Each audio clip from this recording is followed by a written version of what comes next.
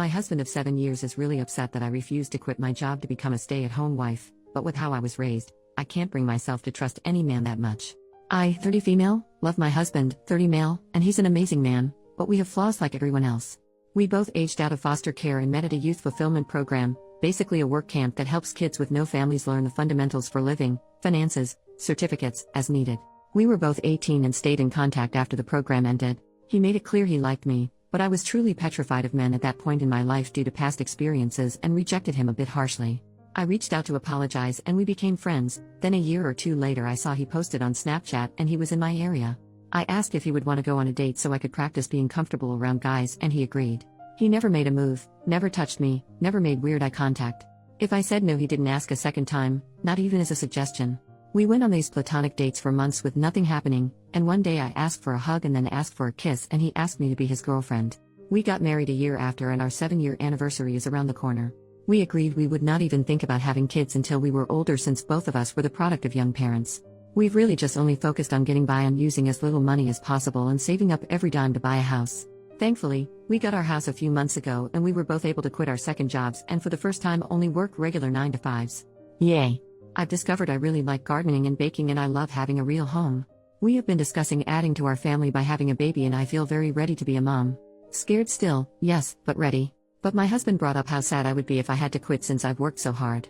I told him I had zero plans to quit. I would only take maternity leave. Plus my company allows maternal and paternal remote options for 1 year after birth, so I can just work from home if needed. I know it's a lot to do with a newborn but giving up the security of my paycheck is simply not an option. He told me this was what we worked for, to make our own perfect family opposite from what ours were like and I was blindsiding him by changing my plans and I told him no plan has changed, I can have a career and be a mom. Plenty of women do it. He doesn't have to quit his job to be a dad so why should I? He said it wouldn't work for a baby's needs and I told him okay, since I make more money than you do why don't you quit and I go back to work remotely after healing from birth. That way we have both hands on deck and we don't have a severe loss of income as I make $89,000 and he makes $52,000. He mentioned that if I trusted him fully this shouldn't be a problem.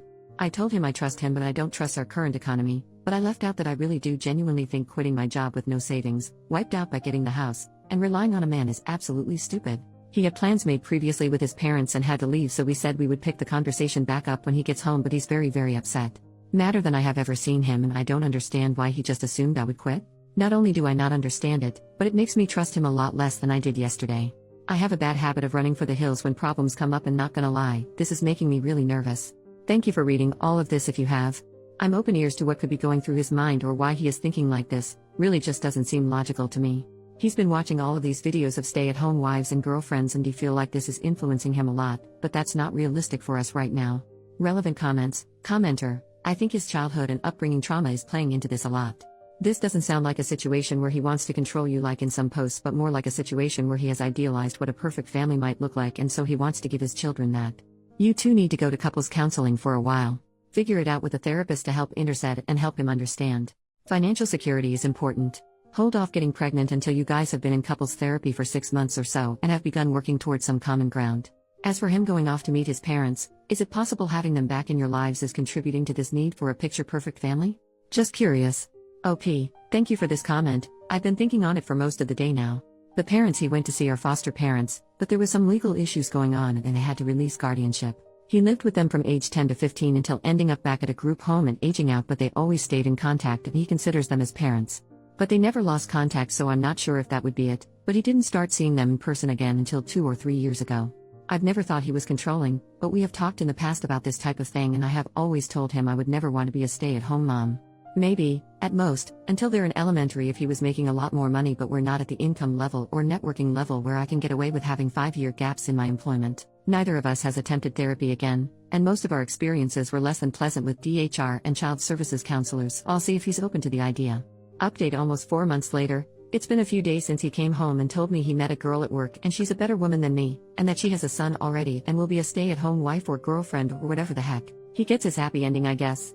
He texted me right before I got off work and asked me to pick up food from one of our usual date night spots. I got home and noticed his car had boxes in it and a woman I didn't know. I tried opening the door but it was locked and she just looked at me. What little was left of our savings, he took. And both of our cats. I didn't see this coming at all. I haven't told any of my friends yet. His adoptive parents have been dropping me off food that I can't even force myself to eat. I haven't cried yet. I'm kind of still in shock. I wish I had a family to run to. But for now the internet has to do. I haven't answered any of his calls or texts.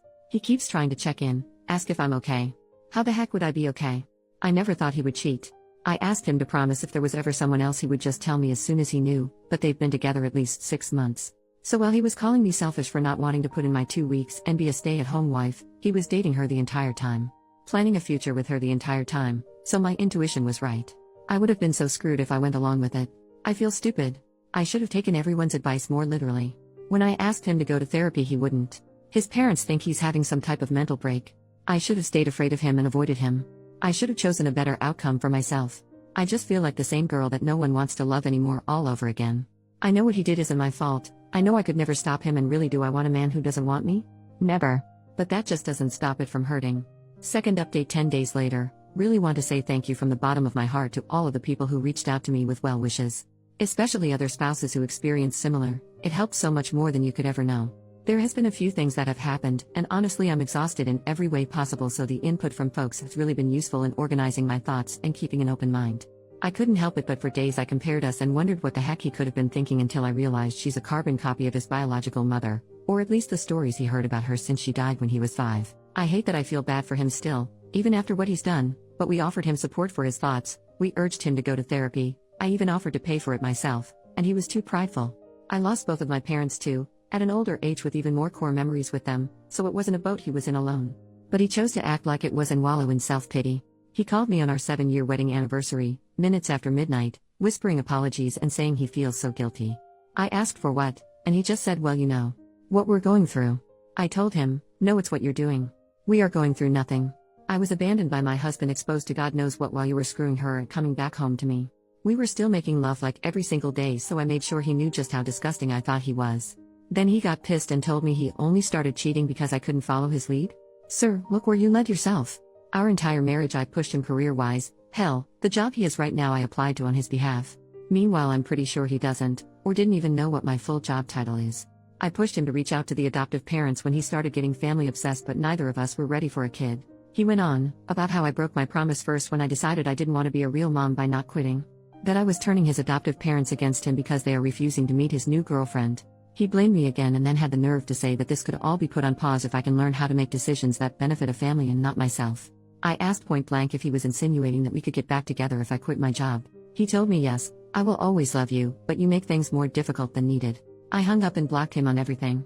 Spent the rest of the night hugging wine in the bathtub and wondering what the hell kind of person I had been sharing my heart with. The next day he went public with their relationship, posting a photo to Instagram, and most of our mutual friends reached out, with my closest friends commenting less than kind things on the photo. As it turns out, he and his new girlfriend have actually been together for 7, almost 8 months. She is 20, her son is around 2. I reached out to her ex, the father of her son, who she had left to be with my ex-husband. She moved out in the middle of the day and took their kids, so he was just as blindsided, if not more, than I was. We met up and went for a walk, stopped by a bar. Literally cried, laughed, hugged each other, sang songs way too loudly and sobbed in public like a lunatic, but it helped so much. We also made sure to exchange evidence for any court battles. I'm a little iffy towards him for now, considering that they had quite the age gap. She was 17 when they met and he was 26. He said she lied about her age and they met at a college party, and then next thing he knew she was pregnant. He gave her money for an abortion, but she came back with baby clothes instead, so he tried to do the right thing and moved her in with him. Also, she's not actually allergic to cats. She just hates them. She also was very aware he was married and has been to the house multiple times. He admitted he had cheated on her before their son had been born, while she was pregnant, but that she didn't tell him she knew until after she had moved out with their son. He said he was still texting her every day, not just about their son, but also about possibly working things out. He wants her back, but she seems to be head over heels for my husband, just like I was. I told him good luck, but yeah, not the direction I'm going in at all. This time he made his bed and he will lay in it for good. Our chances of reconciliation are 0. I have never accepted someone back into my life after a betrayal, and it won't start now. At first I wanted to make sure the divorce was going to be short and as simple as possible, even if it meant giving up some things, but after that conversation, I have decided I'm fighting tooth and nail for everything I can possibly get.